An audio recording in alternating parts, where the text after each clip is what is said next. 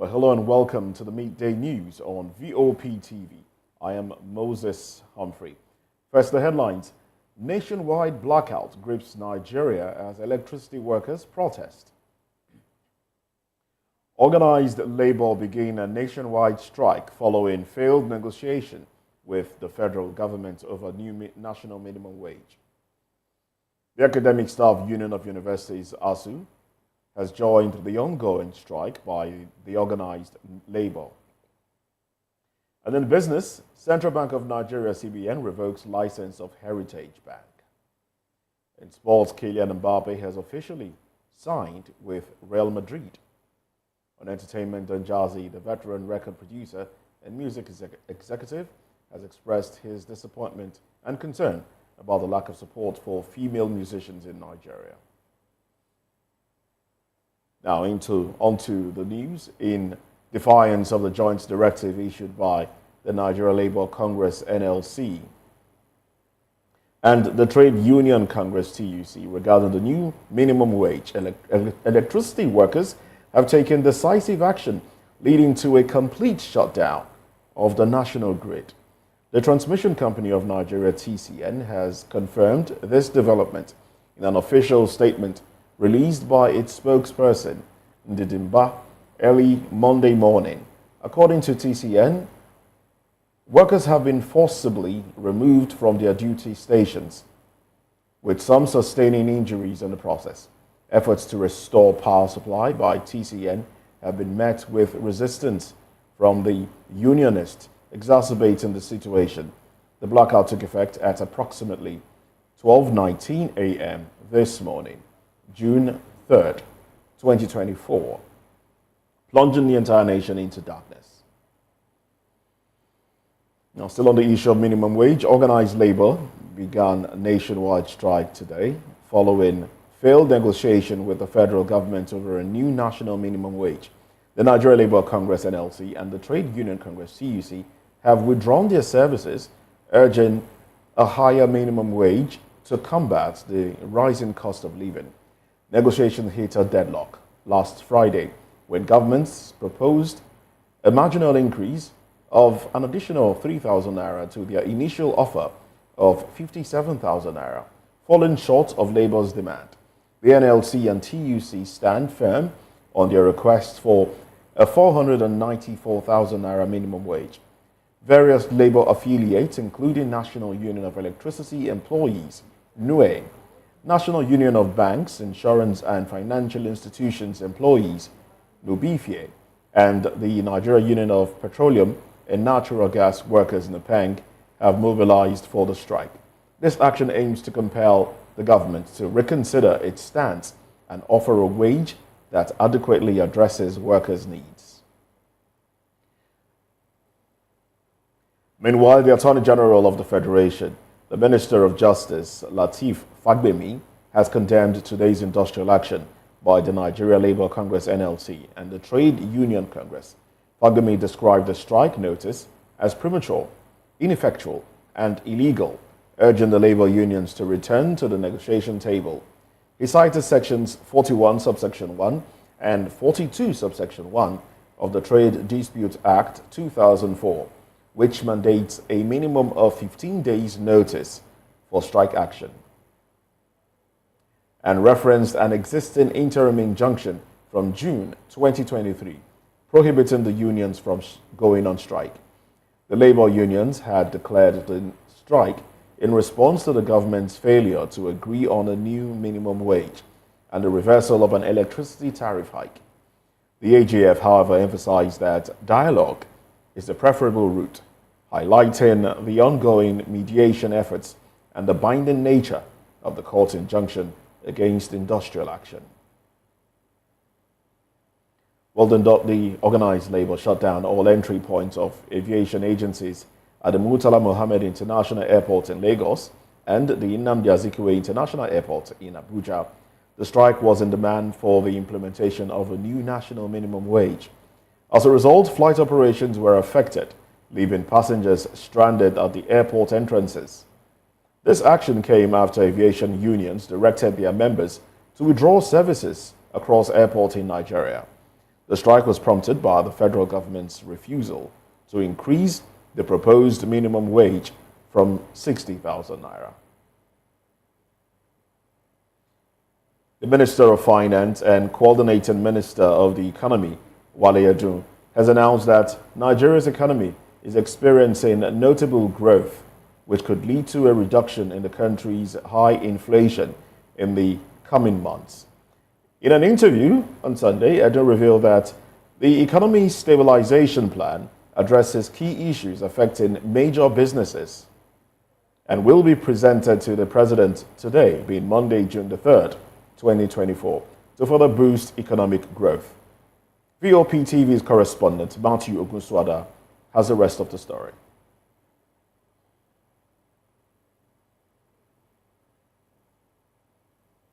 In a significant development, the Minister of Finance and Coordinating Minister of the Economy, Wale Edun, has declared that Nigeria's economy is experiencing notable growth, which may lead to a reduction in high inflation within a few months.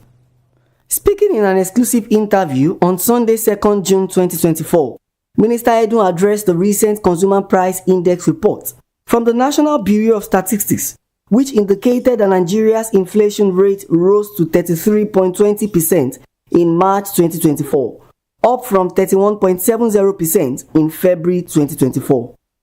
The report also highlighted a surge in food inflation to 40.01% for the same period. However, the minister assured that the situation is under control, crediting the reforms and economic policies of President Bola Tinubu. The minister further emphasized that Nigeria's economy is growing, which is unusual when authorities are simultaneously targeting inflation reduction. In terms of inflation, as I said earlier, it is coming down. It's expected and projected to come down over the next few months. And as for in the other indices, the important thing is that the economy is actually growing. It is very rare to have a situation where the authorities, particularly the monetary authorities, set as their target fighting inflation, bringing down inflation and prices generally, and at the same time to have the economy growing. He then added that by Monday, 3rd June 2024, the Economy Stabilization Plan addressing factors affecting big businesses and industries will be on President Tinubu's table, which will help stabilize, encourage investment, create jobs, and further grow the economy. VOP TV is on the streets of Lagos to gather people's opinion about the current state of inflation in the country. Let's hear what people have to say. The inflation has affected every part of our life. Is it even gari that is the common food for every poor man? We can't buy it again. Right in my house now, I don't have anything like gari. Sometimes we buy the cup like that dirika. Now it's even 800. Some is saying 1,000. I don't know what to talk about. It's affected everything, every part of my life. Even the school fees to pay is problem. To pay house rent is problem. In this kind of country, how can we be scarce of food? The inflation caused by the people governing the country. This country is a blessed country, rich country, but the few people governing this country are making people suffering. Inflation will come down in Nigeria, but we need prayer to support our government. This is the way they happen for this Nigeria by this time. Because when there's this guy small money, say won't buy something. He buy and you know they be fine. Because I can't 1,000. Say I won't buy something where hungry they hungry me. I chop and the thing say we are na 20 naira I spent. So I do prayer for this Nigeria, make it better. As we've gathered from the finance minister's insights and public opinion, there is mix of hope and reactions regards Nigeria's economic future. The government strategies aims to reduce inflation and to sustain economic growth, but the real impact will be felt in the coming weeks and months to come. We'll keep you updated on any further development. Matthew Ogunswada for Voice of the People TV. You're still watching the midday news on VOP TV. The Academic Staff Union of Universities also joins NLC, others in nationwide strike. This and more stories after the break.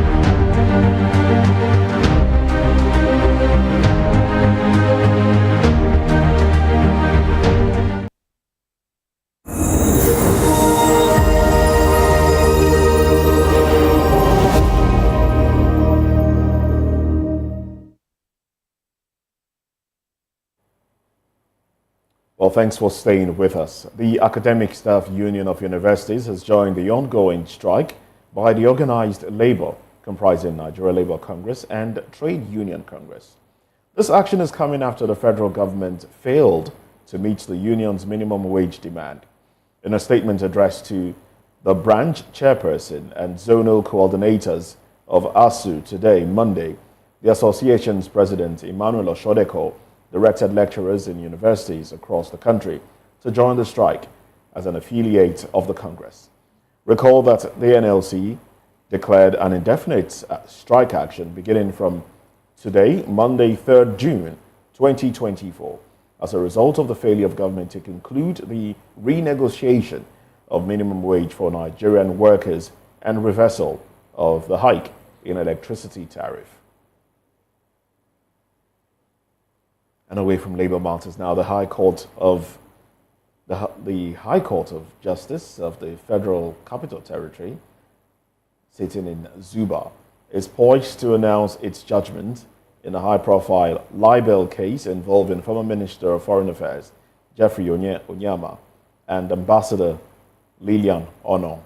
The trial, presided over by Justice Keziah Bunaya, will also address a counterclaim initiated by Ambassador Ono against Onyama, wherein she seeks 2 billion naira in compensation.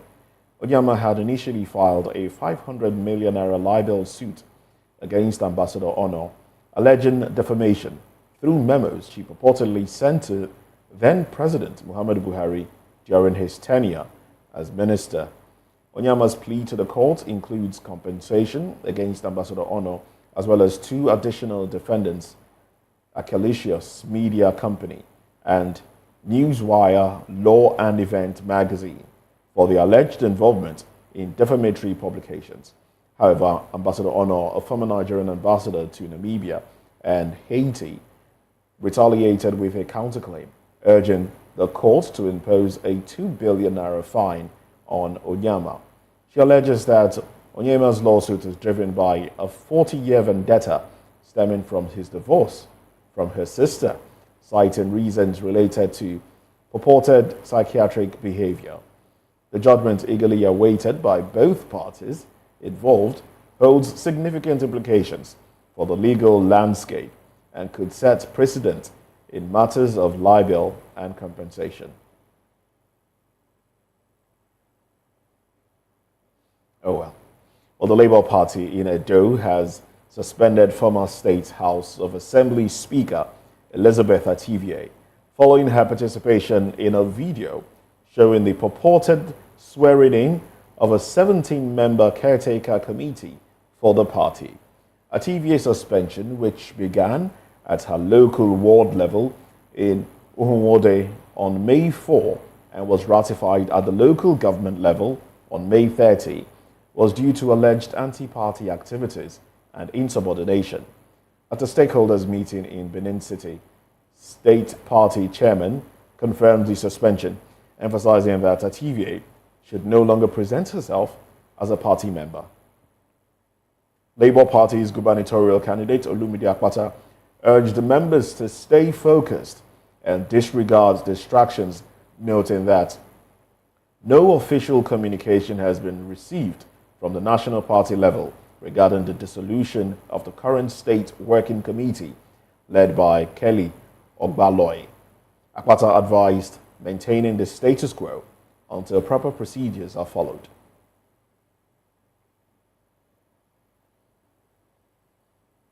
Well, the acting director, Corporate Communications, CBN, Hakama Sidi Ali, disclosed in a statement that the Central Bank of Nigeria, CBN, in accordance with its mandate to promote a sound financial system in Nigeria and in exercise of its powers under Section 12 of the Banks and Other Financial Acts, BOFIA 2020, hereby revokes the license of Heritage Bank PLC with immediate effect, noting that the board and management of the bank have not been able to improve the bank's financial performance, a situation which constitutes a threat to financial stability.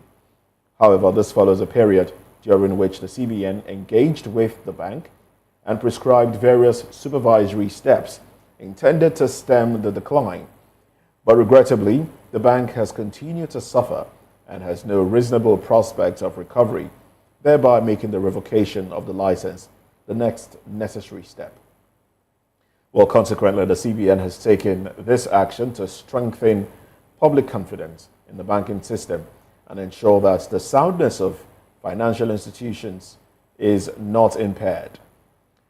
The Nigeria Deposit Insurance Corporation (NDIC) is hereby appointed as the liquidator of the bank in accordance with Section 12, subsection 2 of the Bonfire 2020.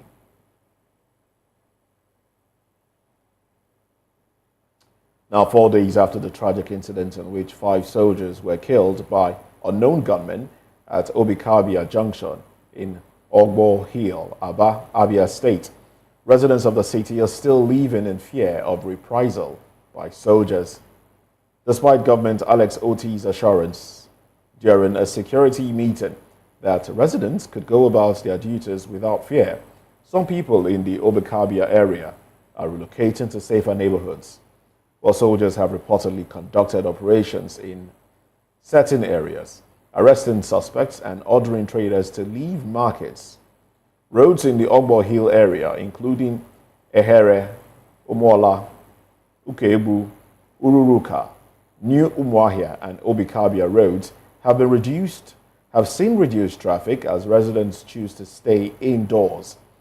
Passengers traveling along the Aba Umuahia section of the Enugu-Port Harcourt Expressway have faced humiliation at barricades.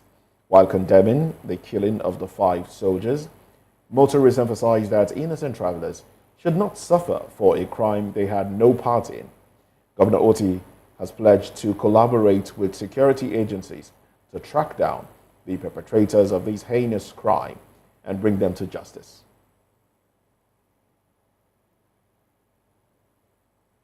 You're still watching the Midday News on VOP TV. Business, sports, and entertainment after this break. Stay with us.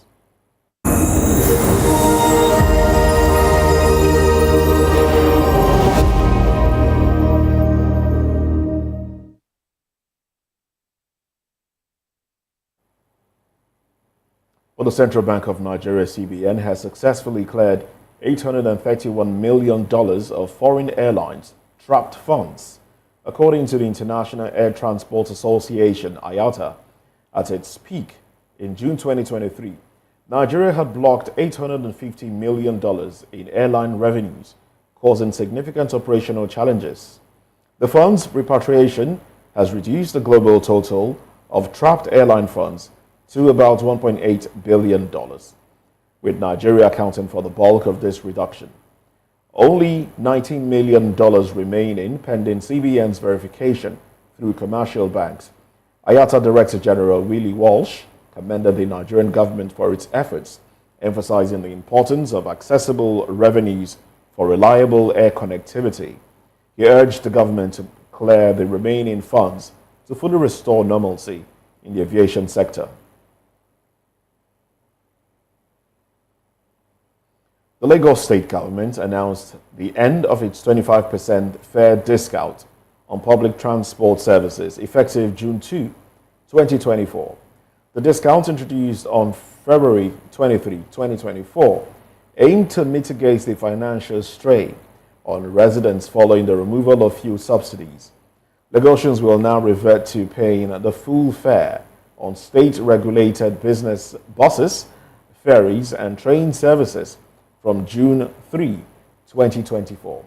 This change follows previous measures, including a 50% discount introduced in July 2023 and later adjusted due to rising diesel costs. The Lagos Metropolitan Area Transport Authority, LAMATA, advised residents to prepare for the fare hike and acknowledged the economic challenges prompting these adjustments.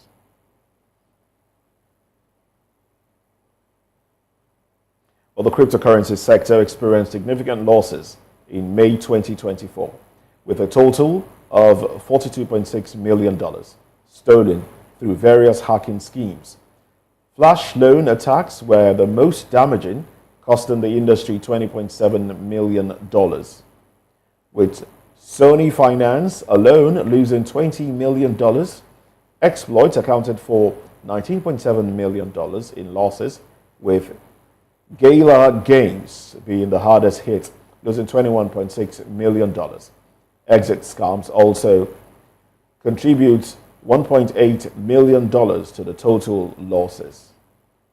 Despite these breaches, blockchain security experts managed to recover approximately $92.2 million, offering some relief to affected users. The trend of hacks, particularly in decentralized finance platforms, underscores the need for enhanced security measures in the crypto space. Centralized projects have so far remained unscathed, with Ethereum and BNB chains being the most targeted by hackers. Nigeria's federal government has repaid 7.3 trillion naira in ways and means advances to the Central Bank of Nigeria, according to Finance Minister Mr. Wale Edun. This repayment marks a significant move away from reliance on borrowed funds, enhancing the country's financial stability and international credit reputation. Edun highlighted that the government is not only meeting its domestic obligations, but also maintaining timely repayments to international creditors. He also clarified that loans from institutions like the World Bank come with favorable terms and minimal conditions, which aid in managing the country's finances more effectively. The repayment strategy is part of a broader fiscal discipline approach aimed at ensuring transparent and accountable spending of Nigeria's resources. The Organization of Petroleum Exporting Countries, OPEC, has set Nigeria's crude oil production quota at 1.5 million barrels per day for 2025, maintaining the same level as 2024. This decision was made during the Joint Ministerial Monitoring Committee meeting, which also sets production levels for other OPEC members and allies. Saudi Arabia and Russia hold the highest quotas at 10.4 million barrels per day and 9.9 million barrels per day, respectively. The unchanged quota raises concern about Nigeria's ability to meet its budgetary projections, which is largely based on a higher production target of 1.78 million barrels per day. President Bola Tinubu's administration aims to boost production to 4 million barrels per day to support economic growth. But this goal faces challenges amid OPEC's production constraints and Angola's recent exit from the organization.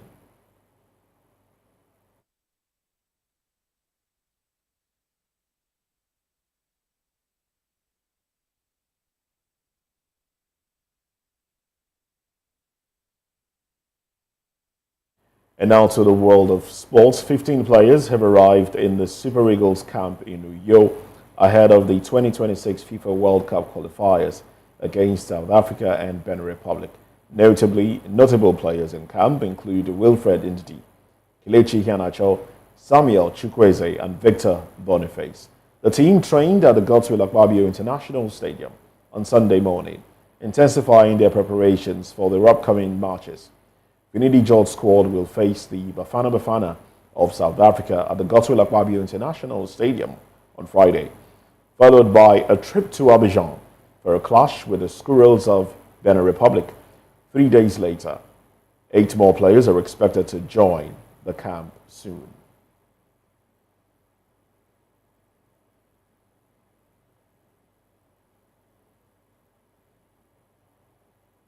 And now to entertainment. Don Jazzy, veteran record producer and music executive, has expressed his disappointment and concern about the lack of support for female musicians in Nigeria.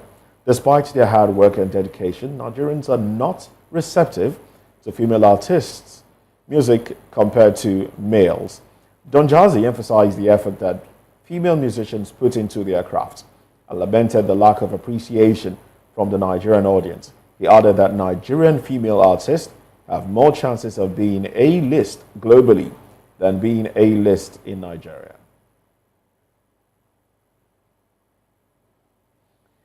Oh, well, that's it on the Midday News on VOP TV. Before we go, let's take another look at our major stories.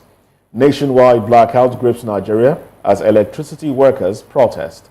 Organized labor began a nationwide strike following failed negotiation with the federal government over a new national minimum wage. The Academic Staff Union of Universities, ASU, has joined the ongoing strike by the organized labor. Well, that's it on the midday news on VOP TV. Thanks for watching. I am Moses Humphrey.